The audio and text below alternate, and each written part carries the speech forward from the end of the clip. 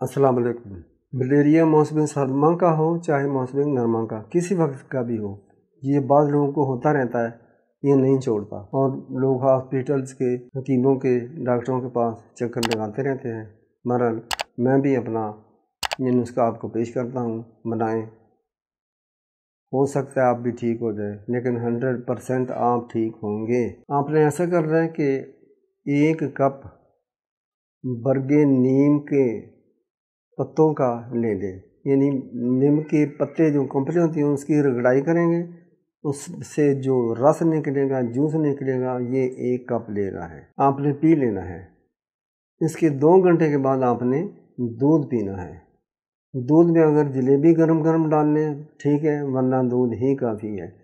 ये रोज़ाना आपने 24 घंटे के बाद 1 कप रस बरगे नीम पी लिया करें। अगर दोपहर का सिस्टम तो फिर दोपहर को ही रोज़ाना पीना है, अगर शाम का है तो फिर शाम को ही पीना है।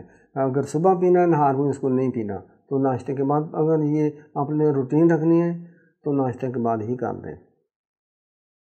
ये आपने 2 हफ्ते करें, 3 हफ्ते करें, सारी उम्र के लिए मलेरिया से और हर किस्म के फीवर से आपकी जान छूट जाएगी। नीज़, फोड़े, फिलसी, पित्त गारंटी वाली बात है, उसको सारी उम्र नहीं निकलेगी, खारिश नहीं होंगी।